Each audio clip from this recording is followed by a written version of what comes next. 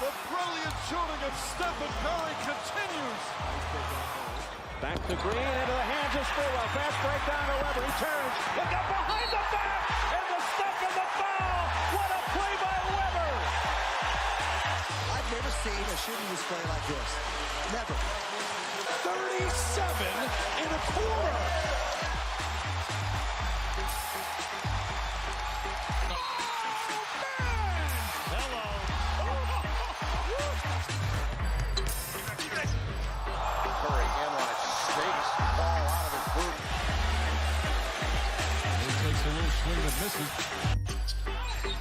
Curry splits the defense behind the back. Fires a three. Oh, he puts it in. What a spectacular move. That could be the greatest move I've ever seen. Here's Curry for the record. It's good. There it is.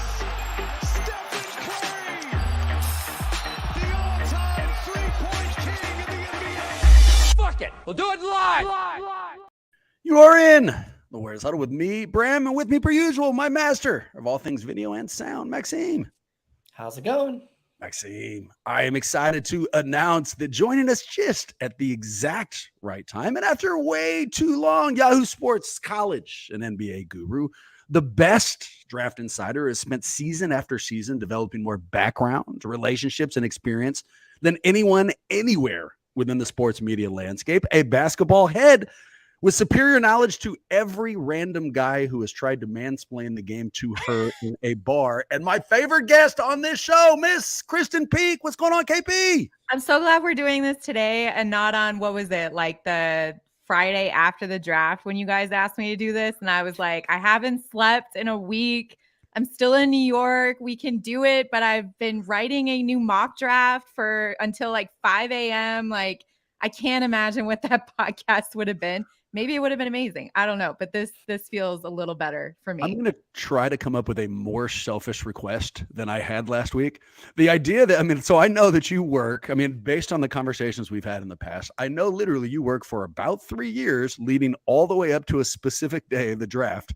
And the idea that during that day is when I reached out, I was like, you might be busy, but maybe you want to come and record a podcast. Look, it was an asshole request, Krysten. I can see that now. And I'm not going to apologize. We all know I'm selfish, but it is what it is. Well, no, but I jumped on with you guys. I think it was 2 days before the draft last year and I made time. So it didn't feel that selfish. It was just like, it's fine. I wish you hadn't included the word "that" in that last sentence. You could have just said it didn't seem selfish, but that's fine. And I'll also admit to you, this feels, we love having you on. You heard me say favorite guest. I mean it. But it feels like I'm talking to a real celebrity now because even though I haven't recorded with you for a few weeks, I've been seeing your face everywhere.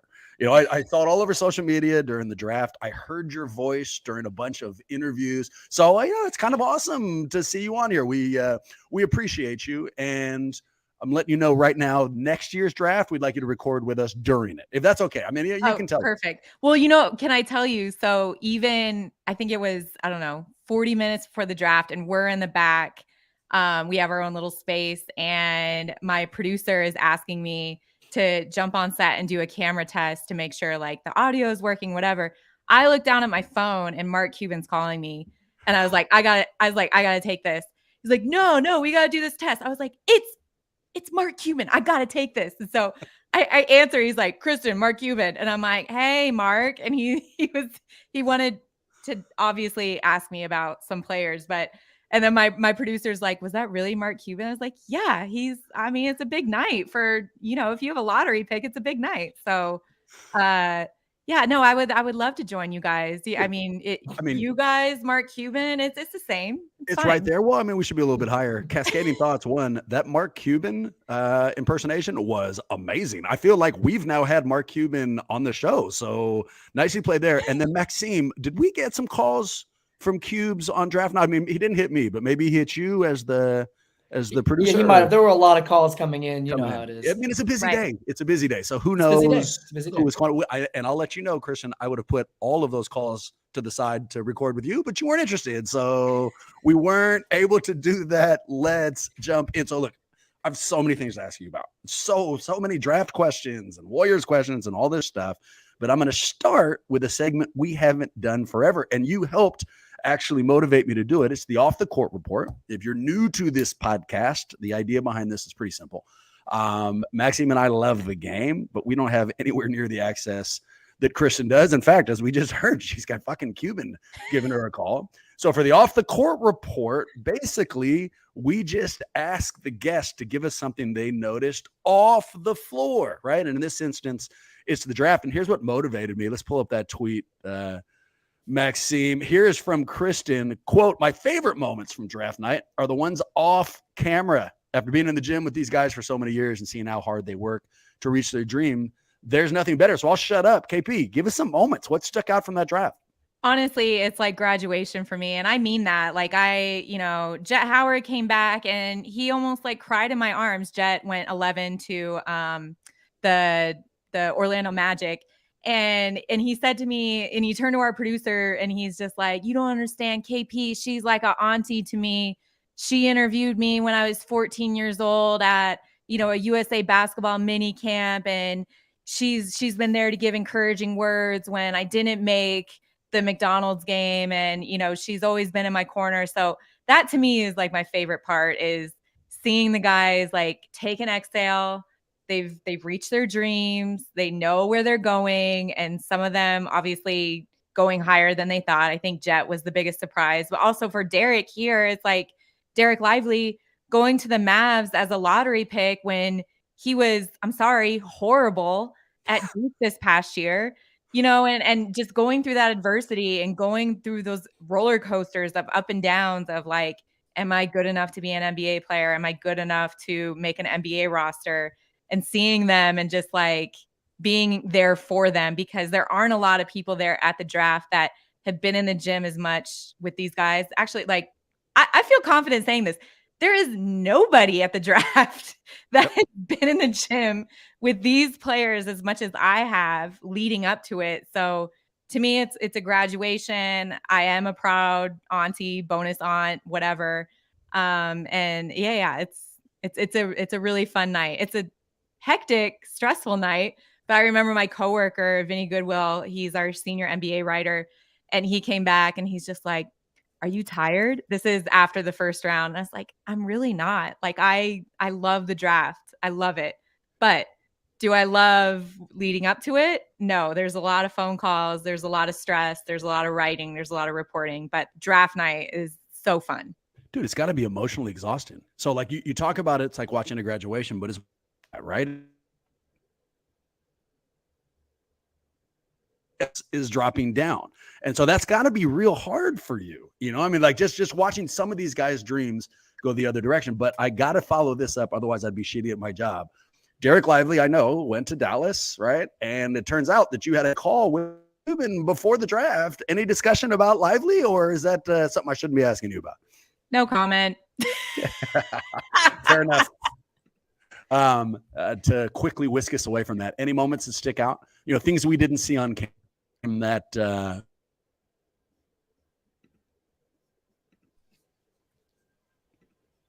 I cut up? Do I have shitty reception? Oh, you cut up. Yeah, ask again. Sorry. Yeah, no problem. I was saying, any moments to stick out? I mean, just little gems from the evening.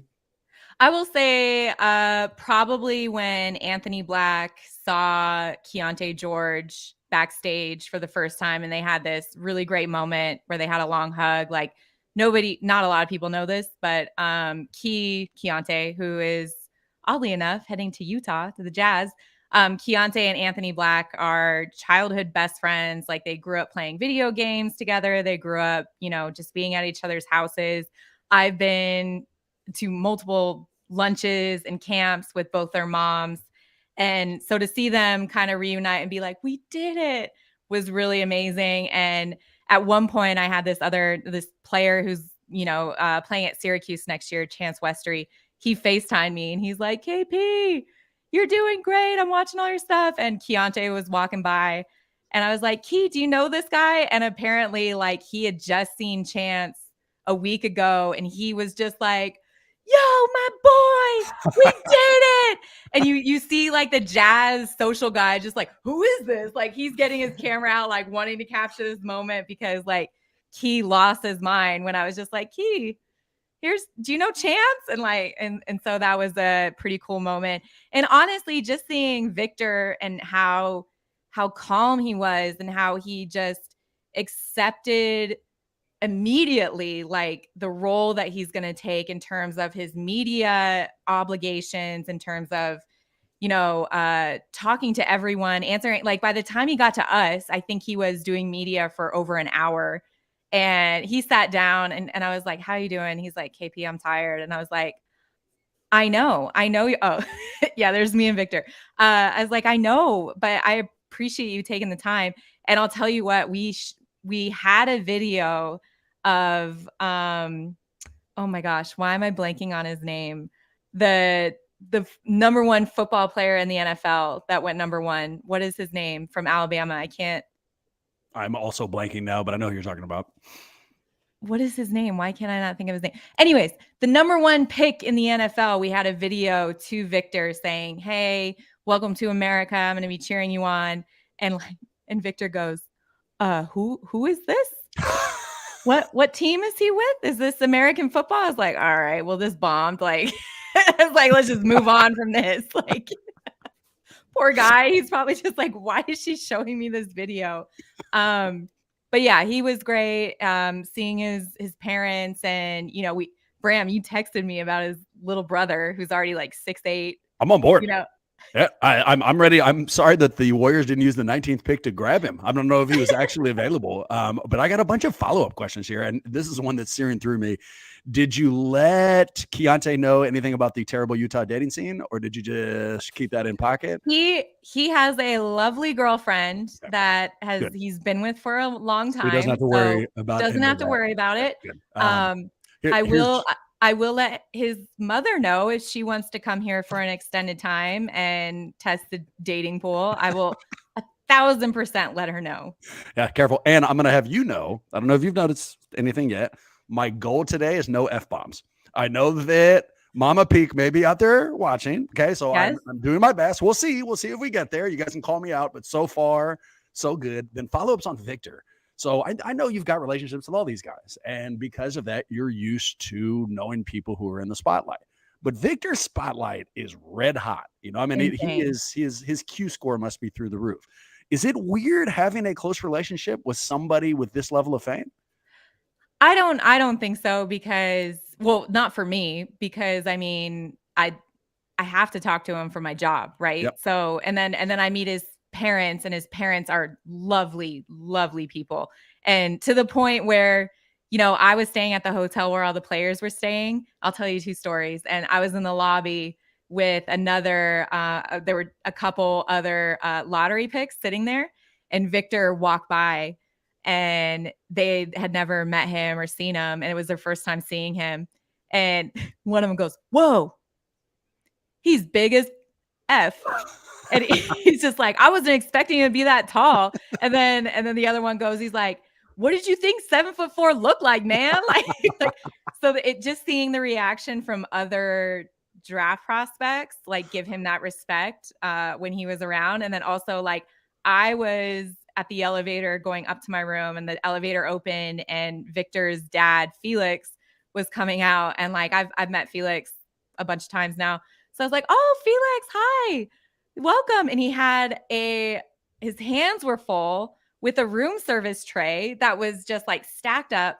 And I was like, do you need help with that? And he goes, oh, no, I didn't want to bother anyone coming up. So I'm bringing it down to them. And I'm like, I love this family. And then I heard this other story where Victor like did this story, like he did this thing where he rode the subway.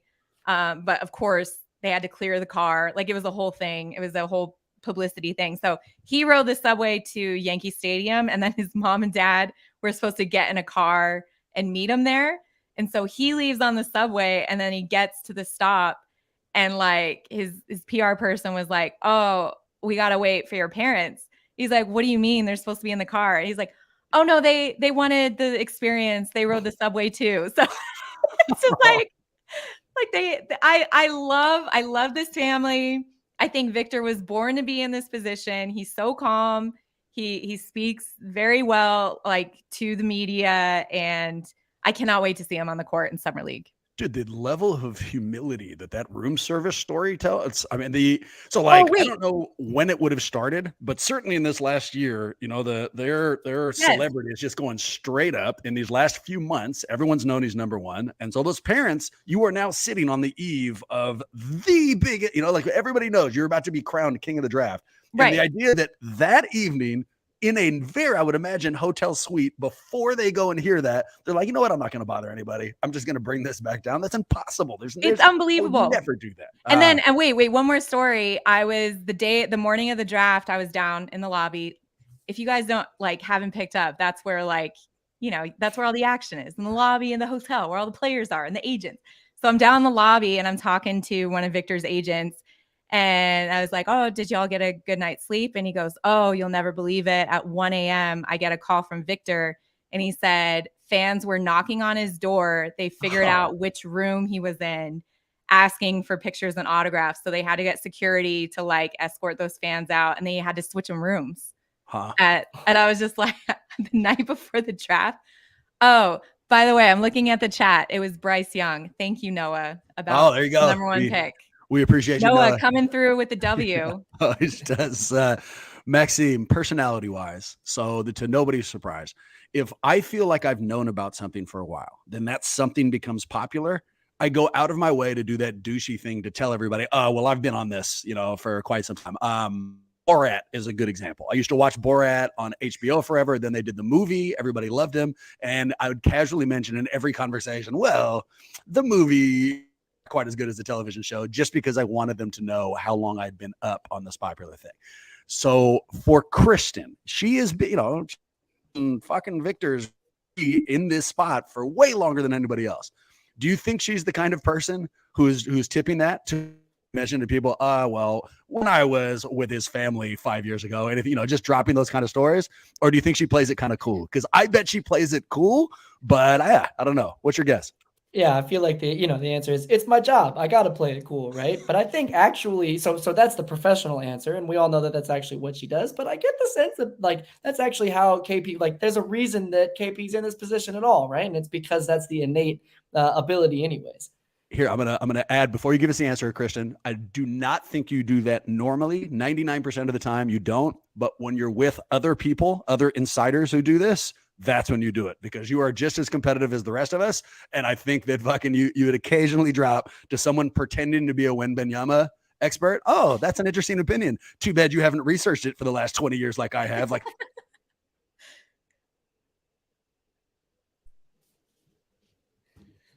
Oh, sorry, you froze. Do I do that? I'll tell you what.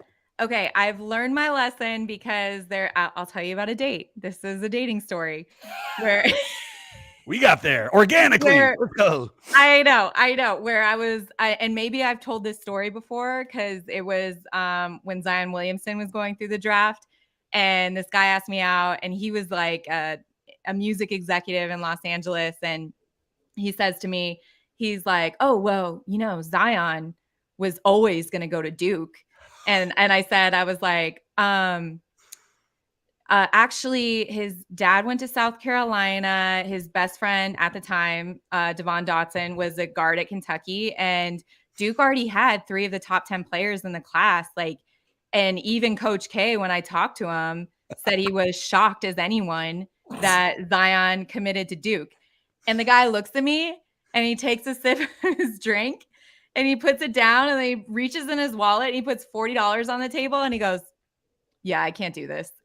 Oh, gets up and walks away. And I was like, what? Oh, you got me to say the F-bomb. That story got me so angry. I immediately dropped it. We didn't even get to 20 minutes. I know. I was just like, okay. And then just going back to when I was in a relationship and we would go to weddings with all of my exes, college bros. And he'd be like, can you tone it down a little bit and not let on to how much you know about basketball? And so through those different scenarios, I've now learned to tone it down. Do I always do it? No. That guy, your ex, is an asshole and an idiot. He should have done the white man can't jump move. Where he started some competitive conversation between you and his friends and just intimated, oh, I bet you she knows a lot more than you do. And then just allowed you to fucking dominate him. Now I've dropped 2 F-bombs. This story got me too fired up. We've got to go in a slightly different direction here. Maxime, I got to ask, I know it's the same direction, but would you tip your hand? Would you tell people, yep, I've been doing this forever? And by the way, KP, in that story, you dropped like 5 or 6 of them. Devon Dobson, I talked to Coach K. They already have 3 top 10 people. I know. I think it was loaded. the fact. I think the fact that I said, "Oh, well," when I talked to Coach K, as soon as I said that, he's like, "I'm out." She talks to Mike Krzyzewski. I'm out. I mean, if we rearranged the letters in your sentence, what it told that guy was, how about you stop talking about basketball because you know nothing, which, is probably right. Maxime, what would you do? So here's the thing. So if I actually had KP's levels, KP, that's not like fronting, right? That's not like trying to show off. That's just like, oh, you want the information? Like, here are all the reasons I had. Like, this is just backing it up with facts. So, right. So, like, what you're asking me, like, I come from a place of like, I need to bullshit because I don't have the facts. I'm just out here, I don't talk to Coach K. So it would be a little bit of a different scenario. And I would try to do that. And KP, I have a friend who like, she tours, she's a musician, and she goes on tour. She's, in a bunch of like pretty good groups. Right. And so she for a while dated other musicians, and eventually like gave up on it. I was like, yeah, I'm only looking for people that don't play music. Like, I just have to obviously be better than them, because otherwise there's this weird pissing contest where like guys in general think they're better. So like, maybe you just got to find a guy that hates basketball, I mean, we go back to the mansplaining thing. It's like dudes feel like they're like, oh, you work in the NBA. And then they feel like they have to mansplain everything. I'm like, bro, you are like a fan of this. Like, I just talk to Victor Wembanyama. Like, I know his dad. Like, don't mansplain who like Victor Wembanyama is. Like, please. See. We're looking at a quote from Noah there that said, I would so watch a pod video of men trying to mansplain B-ball to KP only for her to smack them down. And I'm reading that only because, Noah, you're watching that video. So, I would drop. No, that would be a pod that my mother would not be allowed to watch, because I would drop so many MFers to all these idiots. Mrs. Peak, when you listen to this, know that it was Krysten who forced me into the foul language, and I immediately apologize. Last take on this, Maxime, you're right. She is just dropping facts. But from my perspective, she could have given that dude the kill shot with just the Coach K. That you added the other things was I know way more than this, and I'm a little bit competitive. Let's move on, you guys. Let's go to the glass half full. It's where we look back at recent hoop news. We give something we like and something we don't. I'll go first here. What I don't like that Cam Whitmore not only slipped out of the top 10, that he slipped past the Warriors at 19. He is the exact kind of guy that I would have loved the Warriors to take a shot at. And when it got closer and he got to 13, I didn't I didn't even want to consider it. When it got to 15, I started thinking it was a possibility, but I didn't want to hold on too much. When it actually got to 19 and then they didn't take him, I didn't like it. So for you, Krysten, what happened? Any information about the slide? Okay. Should the Warriors have taken him? What went down? Okay. All right. Well, first of all, I had information leading up to the draft. Oh, hi. Say hi to everybody's ready. Come on. Hello. Hi. Hey, Kylie. Okay, sir. I'll see you in a minute. I knew it. Okay. I had information leading up to the draft from other teams that the Warriors were already locked in on Pods at 19 at Brandin Podziemski. And also the reason why Cam fell so far was, and I haven't seen the medical myself, but this is from other teams, was that his medical, there were question marks about it, and particularly surrounding his knee and his foot. And I don't know if this was information that was then told to Cam. Like during the draft week, it's like when he heard that he was falling, I would see him in the elevator. I saw him, in the media day leading up to it. I was like, Cam, what is going on? And he's just like, I don't know, KP, I'm up and down. And he's like, I might go 5, I might go 30, but guess what? I'm fine with that. Look at where we're at. We're at the NBA draft. I'm going to be in the NBA, so he had the right attitude about it, but I don't think in his mind that he was going to fall past 10. Sure. And so when he fell to 20, And like in mock drafts before his medical was made available to teams at the NBA draft combine, there was information out there that the Rockets loved him. Like they loved Cam Whitmore.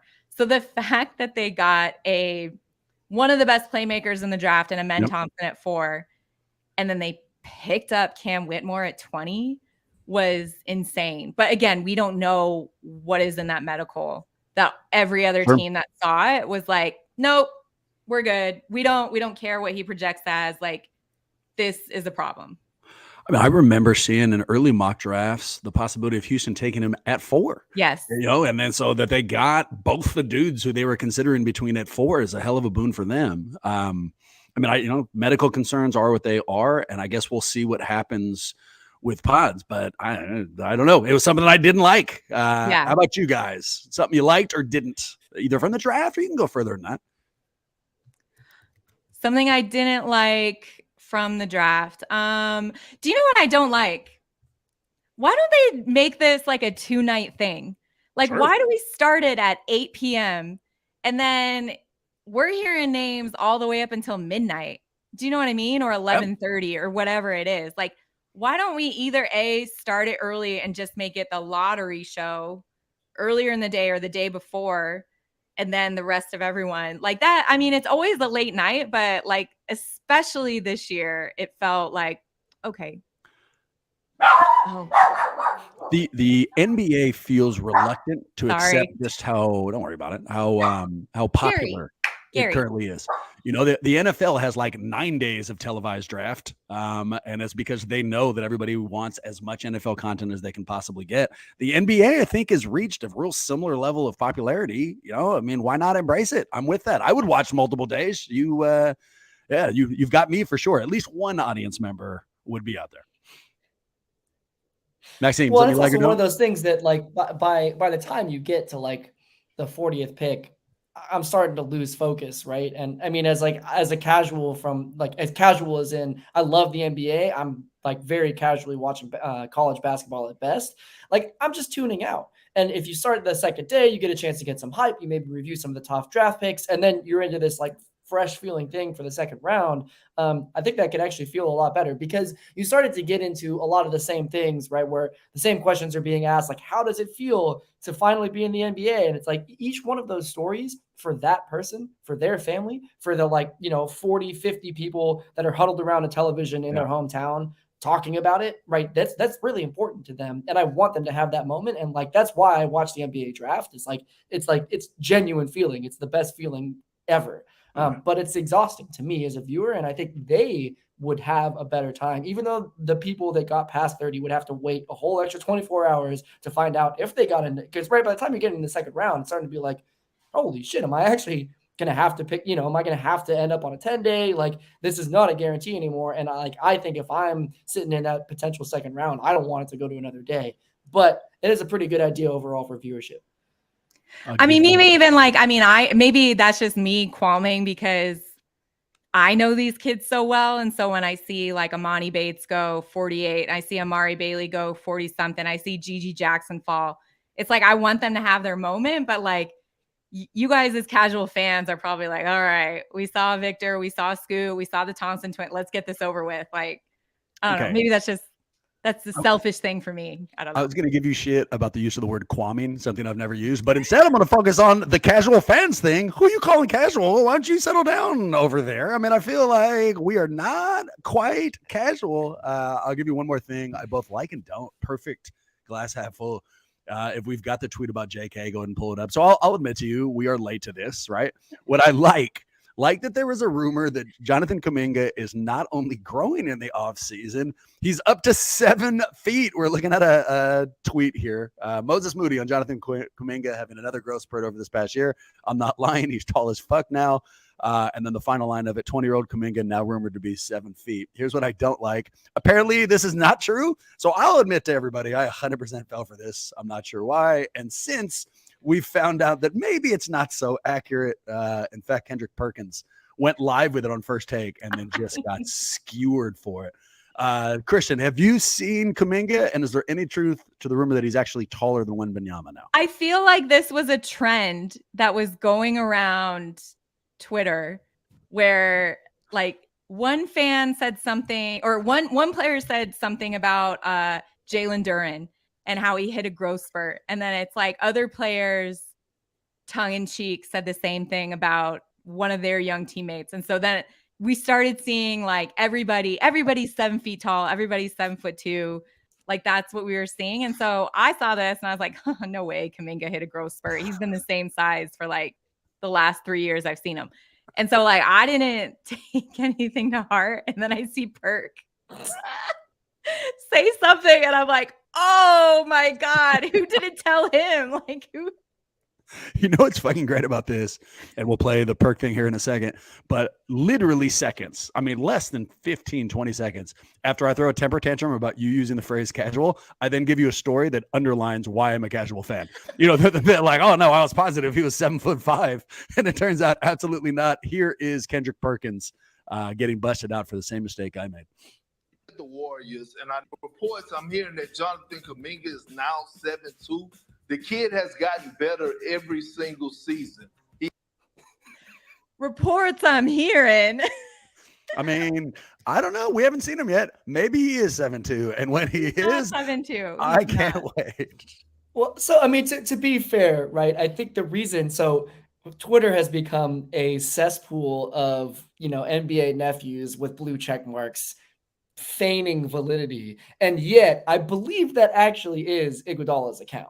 If there's the follow-up tweet from Andre Iguodala saying, I just saw JK, he's 7'2". Obviously he's in on the joke. Right. He listen, if there are two people that we've talked about so far that are not casuals, it's Krysten Peak and Andre Iguodala, right? So if he says Bram. it, I'm like, and okay, Bram. well, I don't know, you forgot to say Bram in that. You might want to add Bram to that sentence. I don't mean, whatever. I actually heard a rumor that Chris Paul has had a growth spurt. He's actually at 7'5" right now. So, it's going to really, we'll wait for Andre to verify all of that. Let's go to our golden questions. Krysten, this is our mailbag. They almost always deal with the Warriors, occasionally get personal. And this one's pretty draft heavy. Here's the first. Who is the best player in this draft class not named Victor? It's got to be Scoot Henderson, hands down. I mean, what he projects as the next level, a cross between Russell Westbrook and a healthy Derrick Rose, Allen Iverson. Like he's going to be that next great point guard that hits the league. So it has to be Scoot. And like, I don't know if you guys saw the reaction from inside where the Charlotte Hornets play and their mascot when they announced that they were taking Brandon over Scoot. No. He goes, oh, and shakes his head. Like in super exaggerated mascot fashion? Yes, the mascot's name is Hugo. I don't know why I know that, but he was not exactly happy that they took Brandon. I'm fine with the pick, but there it is. Oh my God, dude. If I was involved in the front office in any way, I'm firing Hugo as quickly as I possibly can. We're having that full in. It's like, do you understand that you are supposed to fire? Like whatever happens, dude, you need to make sure the audience is excited for this. You can't be doing that bullshit. Oh, Hugo, that is terrible work by you. I know. So it'll be interesting to see. Well, it'll be interesting to see a lot of things that happen this summer. A, if Dame stays, and B, if he stays, then, I really do think that there's a lot of respect for Scoot coming into Portland in that situation, and a lot more respect than what it would have been going in playing alongside LaMelo. And so he's not and try to Scoot. I said, listen, in any other draft, you would be the number one pick. And now you fall into 3. I know how competitive you are. Are you going in with a chip on your shoulder, for those rookie awards? And he's like, it's even playing field now that we've all been drafted. We're all the same once we enter the court and enter the lines on the court. And he's like, I'm about to show everyone what I'm about. And I'm like, ooh, okay. And he's saying this with his ridiculous suit and his grill in his mouth. I'm like, how do you talk? Like, how are you talking? I almost did today's podcast with a similar girl, but I can't. I know. can't talk very well, which is why I took it out. It would have been good for the video. It's almost best case scenario for him, at least. I mean, he's got motivation. He'll have an ass load of opportunity. I can't imagine they're going to go through the season with both Lillard and Scoot there, and if it ends up with just his team, and I got to follow up on this in a moment here. It's a bunch of young guys with nothing but burn for him to use. So it should be really exciting. First, let me give you a little insight and random background. And this is on NBA mascots. So way back when the Warriors still had one, Thunder, we had him on this show, Sadiki Fuller, rest in peace. And he gave us a bunch of behind the scenes stories. And one of them that's always stuck with me and I've just never brought back up. He told us at the end of each year, the mascots had a party in Vegas in a suite where a lot of them wore the costumes, Krysten. So who knows what happened in that suite, what kind of crazy shit went down. But I've always just the concept of a no holds barred mascot party in a Vegas suite has always stuck out to me. So, I'm sure Hugo is going to go and recount all of his various draft thoughts in Vegas towards the end of the year. But let's make this more about Lillard. Okay. So we are on the other side of a Chris Paul trade that has divided the Warriors fan base. And we now know that the Warriors are willing to, or were willing to give up JP and are wanting to go all in right now. It's a Steph-centric approach to the season. So let me couple this with the Scoot going 3. So what everyone now is at least acknowledging, there's a chance that Portland wants to trade Lillard, and they're just going to go towards the future. So I hopped on the trade machine, and here is a trade the Warriors could have offered. Jordan Poole, Jonathan Kuminga, GP2, and 2 first-rounders, and they could have gotten Lillard back. Now, I don't know if Portland would have said yes to this, but for you guys, would you have preferred, instead of CP3 coming, would you have preferred Lillard? Maxime, you go first. I got to go let in this guy who's spraying my house for bugs. Hold on. He just knocked on the door. Hold on. You go first. It's exciting times.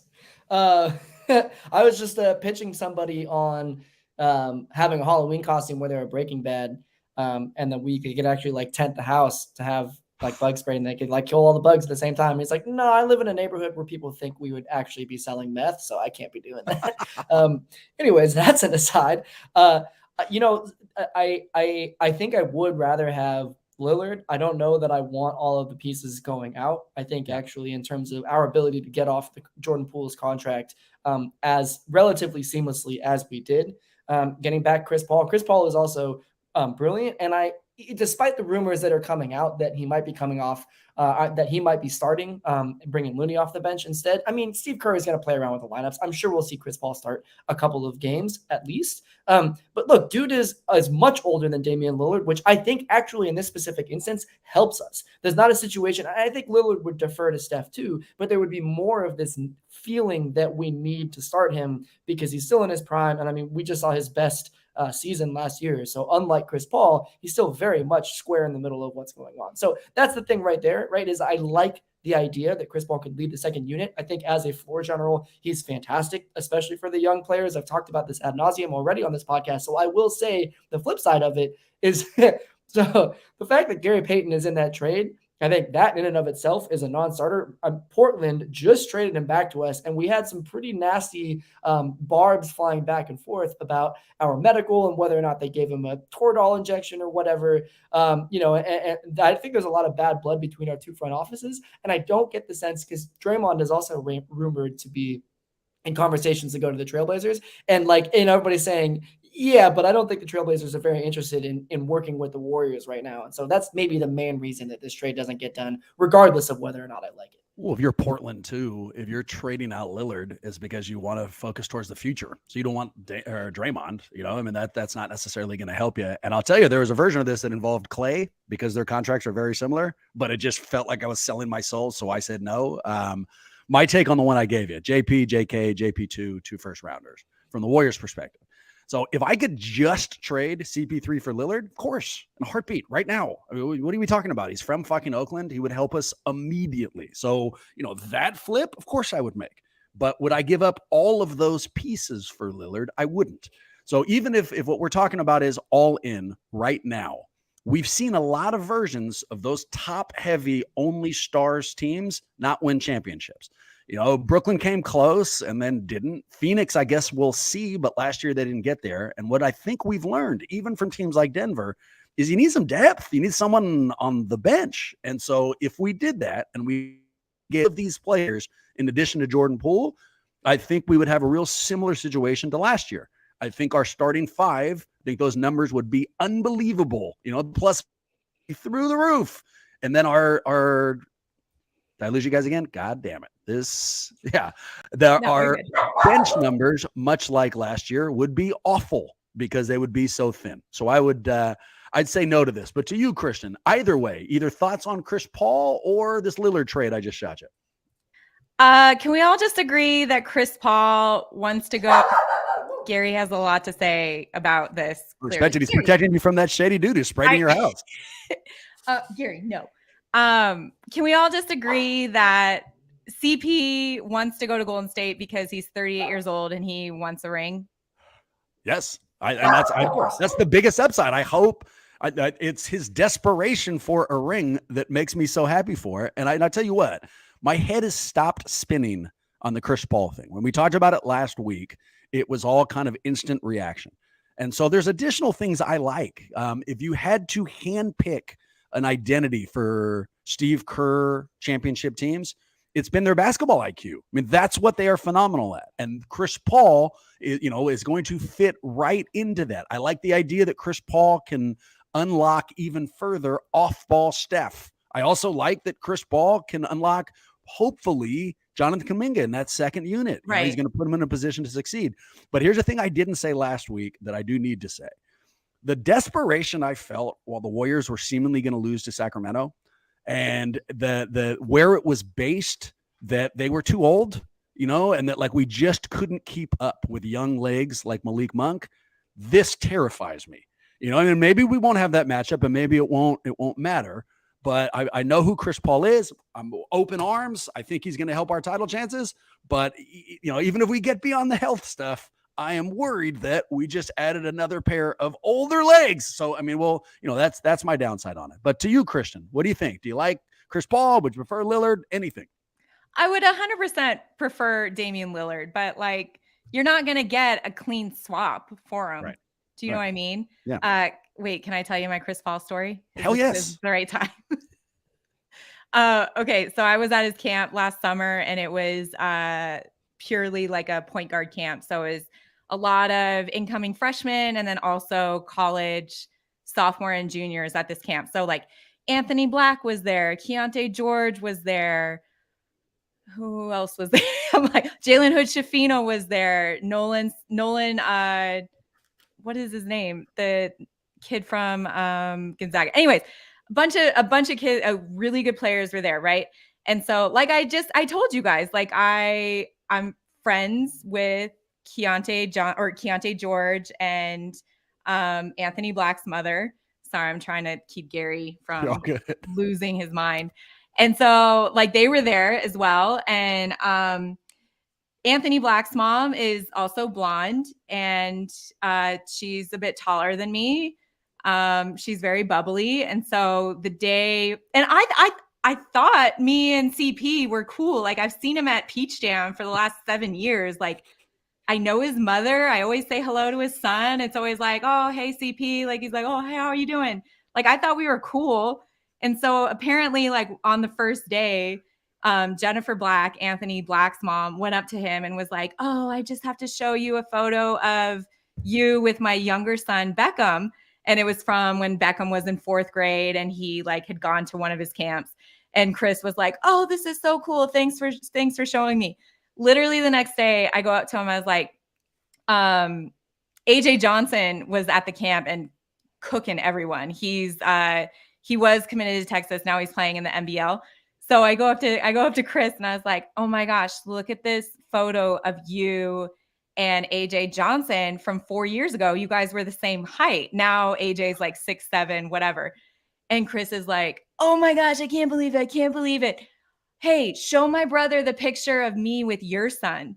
And I'm what? And he's the one you showed me yesterday. And I was Chris, do you think I'm Anthony Black's mother? What? And then you just see him like totally panic. He's like, and I'm like, I'm not Jennifer Black. I'm Krysten. I've been seeing you and saying hello to you for the last 7 years. It's cool. So then we're in Chicago for Gigi Jackson's pro day after the combine, and Chris was there randomly because Gigi played for Team CP3. And so I'm there at his pro day, and Chris is looking at me and he's just like, hey, you look familiar. And I was like, yeah, I'm Anthony Black's mom. And he looks at my credential and looks at my name and he goes, oh, I remember you. That's funny. That's funny. And I was like, yeah, MFR, like, of course it's funny. Like, dude, that's nicely played by you.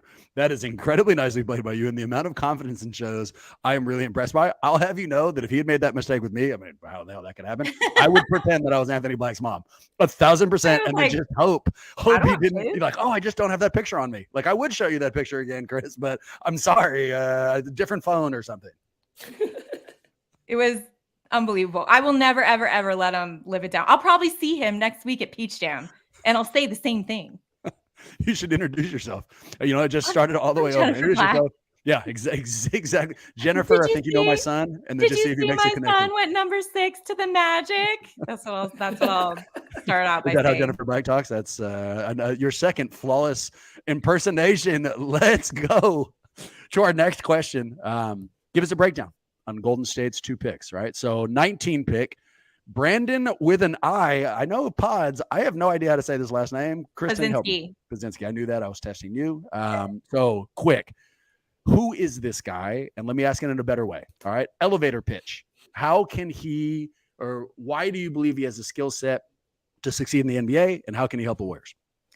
Honestly, like, I watched him all season at Santa Clara, and, you always have to go into the draft with the mindset of like, this isn't a Power 5 conference. They're not playing against like tougher competition.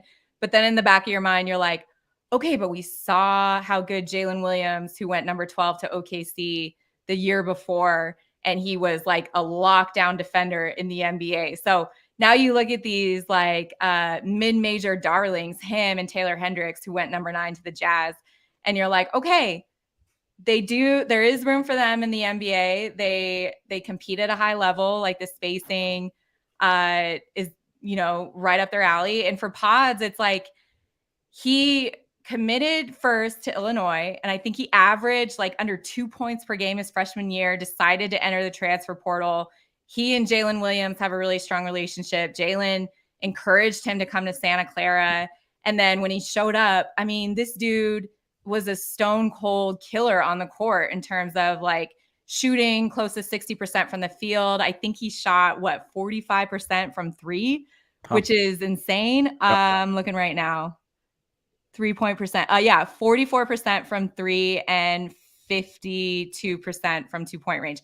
So like you always go into that and you're like, okay, is it because of weaker competition? And then we saw what he did at the NBA draft combine and how effective he was and how tough he was.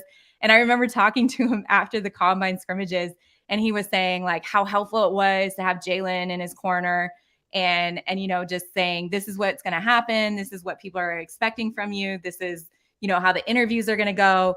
And so he came in totally relaxed and he's like, yeah, I'm trying to do what Jalen did last year and shock the world and become a lottery pick. And I was like, let's pump the brake on the lottery.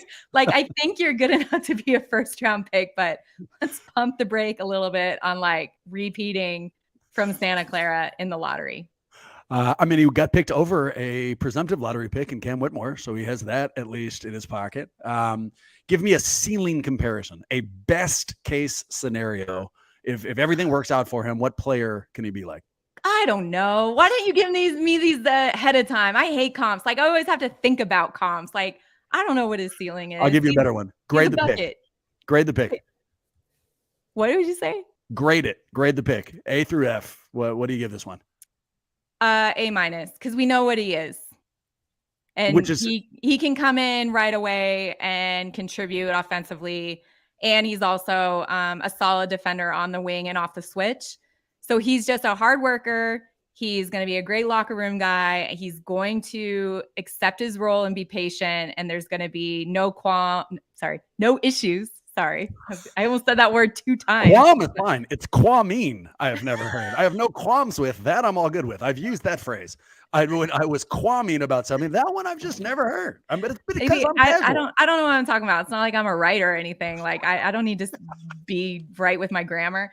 No, but like he's gonna be a solid locker room guy. I would say him and Jaime Jaquez, who went 18 Right there to Miami.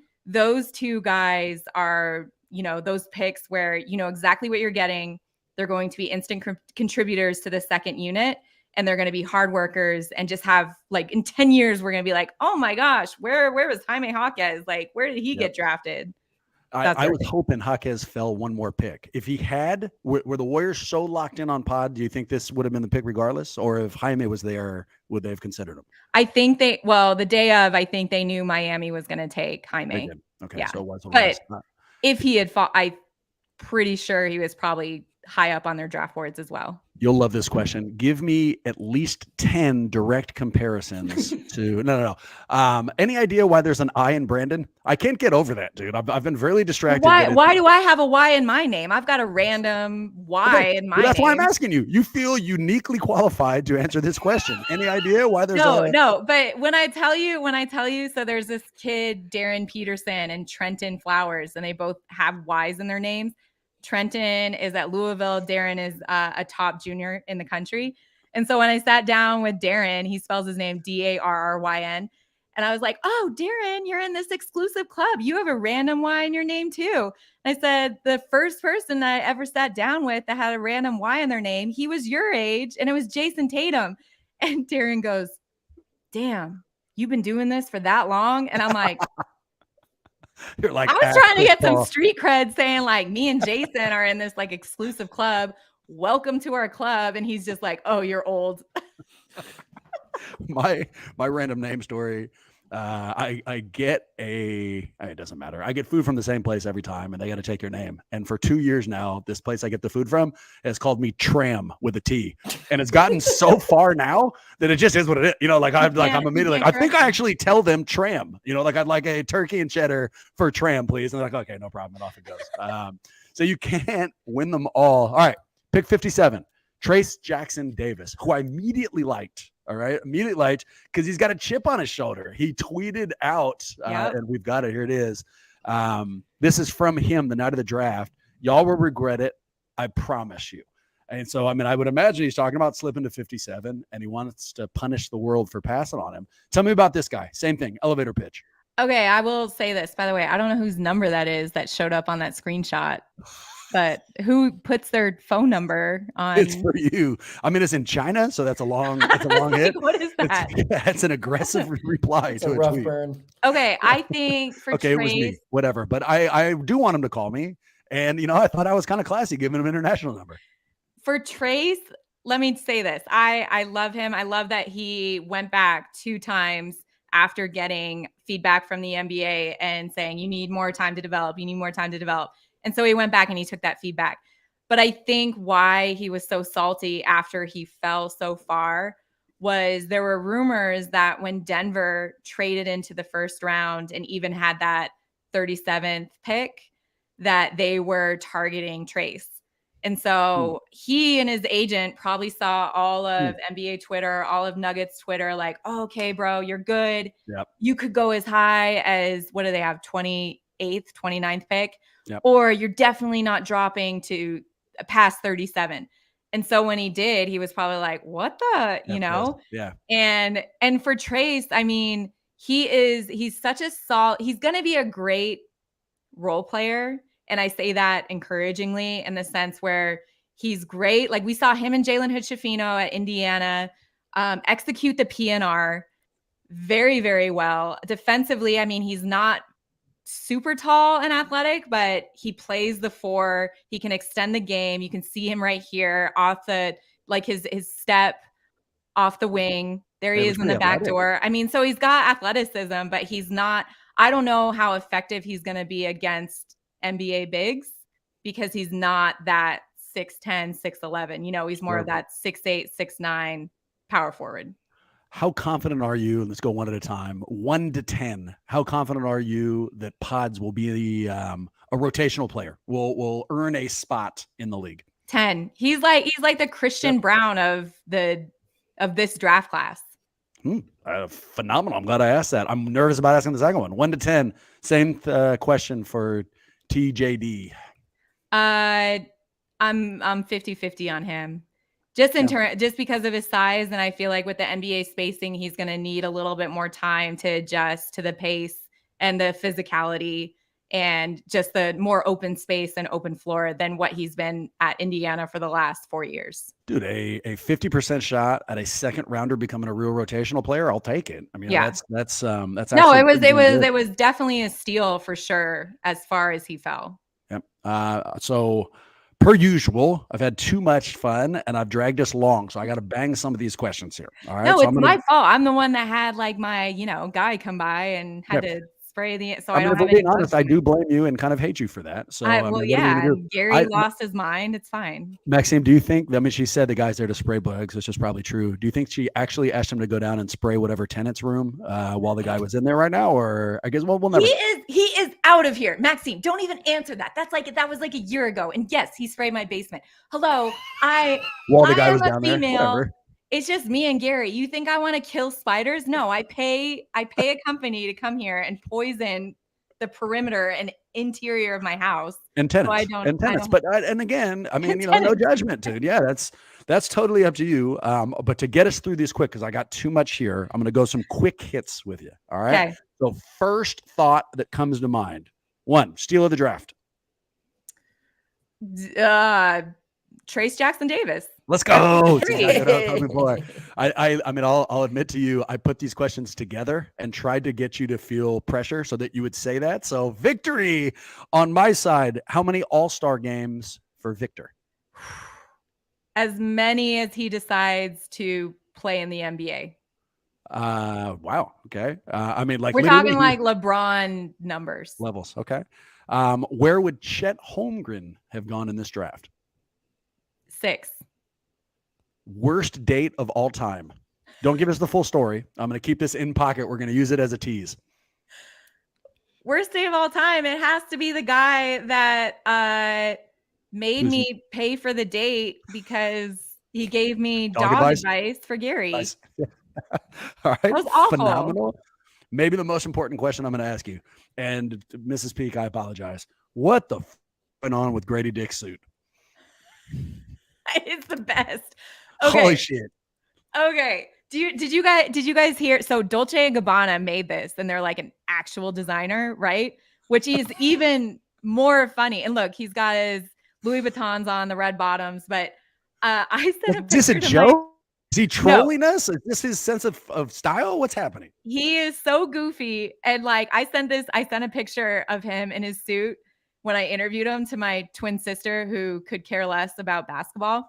And she's like, oh my gosh, is that one of our outfits that we wore when we in our dance recital when we were 5 years old? And I was like, kind of looks like it. But his explanation for this is like, well, I'm from Kansas and Dorothy's from Kansas and she had the red shoes. So this is my red suit. That's what he said. And so I was like, okay, have you seen Wizard of Oz? He's like, the original? No. Who has? And I'm like, is there a remake? What's he talking about? I have. I don't know what he was talking about. I was like, I've seen the Wizard of Oz. But if you know Grady, like this is right up his alley. Like I would expect nothing less. And the fact that he originally wanted red sequin pants to match his top and they weren't made in time is so hilarious. And I know it looks like he's wearing a turtleneck. It's not even a turtleneck. I asked him, I was like, what does the inside of your suit look? And he opened up his suit. It's a tank top. So it was a tank top with a turtleneck. It's still a turtleneck. It just doesn't have sleeves. Yes. And then he had his GD chain that was blinged out. I'm like, oh my God, this is amazing. You just found the only way to make me more annoyed with that suit by telling me that it was a tank top with a turtleneck. My 2 least favorite shirts in one setting that I don't even, why the hell would they even make that? quick follow-ups. Follow-up one. Is there a sequel to The Wizard of Oz? Because what the fuck is he talking about? Was it the original? I feel like there's only one Wizard I know. of Oz. I've seen The Wizard of Oz. He said he's never seen the original. Oh, no. But and that he said, I've seen the new one. And I'm like, was there a remake? Like, no, you know what? There might have been a Michael Jackson, The Wiz. There's some knowledge for you. In fact, there might have even been 2 of those. But something tells me that's not what Grady Dick was talking about. Follow-up number 2. I'd love the idea of taking that video that we just watched, of him in the suit, going to people who are not really basketball fans and asking them 2 questions. 1, what year do you think this picture was taken? 2, what does this person do for a living? And no way a majority of them say, 2023, and that's a top 10 basketball. Like there's no way anybody makes that connection. Maxime, I can see you wearing a fucking suit like that, like on draft day. Like and this like it have some kind of weird meaning behind it, but like you'd be all over it. Am I off on that? Yeah, and Grady, like I'm considering defecting to the Raptors. I am so all in on this kid. I loved every aspect of what it said about him. Like, the fact that he's also an excellent basketball player aside, and we've had the conversation about the TikTok video. I mean, dude has charisma. This is a different generation, right? I think we're coming up against Gen Z entering into the league, and it's just different. And this dude is expressing himself, and I think it says really good things about who he is as a person. No, can I tell you? I asked him. I was like, "What did Adam Silver say to you about your suit?" Because I thought he would obviously say something to him when he was walking up to shake his hand, and he's like, I can't remember if he actually said anything, but I could see him squinting a little because the lights were hitting off my sequence and it was hurting his eyes. I can actually help here. I spoke with Adam, and what he told me, what he said was, "Is that a fucking tank top?" He's like, "I mean, get some sleeves, dude. That is a completely unacceptable scenario." So there you go. A little bit of a little nut of knowledge there for you. Perfect. BFF, Adam Silver. Love it. Last topic. Okay. So we have done a bunch of judgment theaters with you. Some topic, some personal thing, and guess what other people would do. This one is a different segment we haven't done with you, but it's very similar. This one is called Basketball Court. So for this, Krysten, we are going to take you away from the world of basketball, throw you into a judicial role. You are now the honorable Krysten Peak with the judicial power to determine whether or not a social situation is acceptable or not. So I'm going to break down something that happened to me last week. Then you, in your brand new authoritative role, will give us a ruling whether or not it's acceptable. So here's the situation. So I had a friend for a long time. Let's call him Bob because I believe that he listens. And Bob and I were going to get together at a bar that's real close to my house. And before I went down there, he told me that Bob was going to bring another friend that I didn't know. So I was a little pissy about that. I fucking hate new people, but fine. It's up to him. I can't stop him. So no problem. So I'll go down to the bar and Bob is late. And I sit at this table and I don't know it at the time, but I'm sitting at the table with the new guy. We're both waiting for Bob to show up, but we don't know that we have some connection. So it's easy. We don't have to talk. We're on our phone. We're just sitting there waiting. Then Bob shows up and he introduces us, but he doesn't sit. Bob, because we're at a bar, hasn't gotten a drink yet. And so he introduces us and then immediately leaves, Your Honor. Immediately leaves. He has to go grab a beer, and him go grabbing a beer, it takes, 25 minutes. And suddenly me and the stranger are on a fucking first date. I've got to sit there and talk with him and try to be funny and fucking tap dance and like all these things. And I hated it. And I hated Bob. So bringing it to you, acceptable? Is it okay that he went and got a beer, or did he have to sit, did he have to come in and just suck it up and go through that initial 5 minutes, 10 minutes, whatever it is, to make us feel more comfortable? Okay. I have a couple questions. You said you guys were at a table and you didn't know that both of you were waiting for the same guy. Was this just like was it in a bar and you guys were just like standing around the table? Great question. And so first, let me say we have done one of these before. And you know why I remember that? The last time we did these, when I asked you, somebody ate some of my garlic fries and you said you never should have put them on the ground. There was your follow-up questions that are gold. Follow-up question here. This is it's an outdoor restaurant, small setting, and there's a bunch of picnic tables that you can sit at. So each picnic table probably sits 5-6 people. In this one, there was just 2 of us, and we're on opposite sides of the picnic table. But when I sat down, I said, "Do you mind if I sit here?" Acknowledging we don't know each other or anything. I'm just gonna fucking be here. And then immediately I'm on my phone. I'm not, we're not talking at all. Right. What do you want him to do, Bram? He has to get a drink. He's got to see it. He's got to see it and be like, and talk for a while and make it less awkward. I think it's unacceptable. He should have absolutely sat down. I don't agree. As your honor, I'm like, you guys show up to get drinks. Let the man get a drink. You host a podcast, for God's sakes. You can talk to anyone. Oh, we were fine. It's not like it got silent there. I mean, in fact, if there's footage of it, you could probably see me sweating like a maniac, coming up with as many bullshit topics. You know what I like? The color blue. Do you like the color blue? What's the color blue smell like? Let's talk about, just so many ridiculous over the top. But by Bob, I mean JT, because I've been talking about you this entire time. Unacceptable, and Krysten is wrong. Maxime, I'm making you the judge. Krysten doesn't know what she's talking about. Is this acceptable from your standpoint? I think there's a statute of limitations on the amount of time that you can be away from the table. And I think to Bob's probably thinking, he was like, I'm just going to go grab a drink. It's going to take me literally 2 minutes and I'll be right back. And then he's sitting in line. He's like, sunk cost fallacy. I've been here I've been here. I can't go. This is ridiculous. I've been waiting here so long. He probably thought, I already introduced them. I'm good. He just gave us each other's names. And to be fair, to complete the picture, he says, I'm going to grab a drink. And all 3 of us look over. Hell of long line. I mean, you can see the line spilling out. And he's like, I'm going to go anyways. And I immediately was like, I hate you. And I'm going to whitewash this by talking about it on the podcast. So you guys are legitimately really helping me here. All right, Krysten, over an hour. I know you're on vacation. This means the world to us. Way more people. I don't know, put that a different way. I am positive that people just like me love your content, need way more of you in their life. If they do want to accomplish that, how do they do it? You can follow me on Twitter at Krysten Peak with a Y, like we talked about, or read all my stuff. Just like Jason said. Yeah, just Jason with a Y, Krysten with a Y. Or read all my stuff. I'm going to Peach Jam next week in Summer League. So it'll be Wembanyama in Vegas for a couple games on Yahoo Sports. You know where to track us down. In fact, important show notes. We're going to be renaming this to the Casual Huddle. So look out for that. We're also on social media in a bunch of locations. We're on Twitter at Warriors Huddle. We're on YouTube, which means the world. We need 6 more subscribers. 6 subscribers to help us out. Hop on there and subscribe. You don't have to watch. It'll take you 8 seconds. I promise I will love you forever.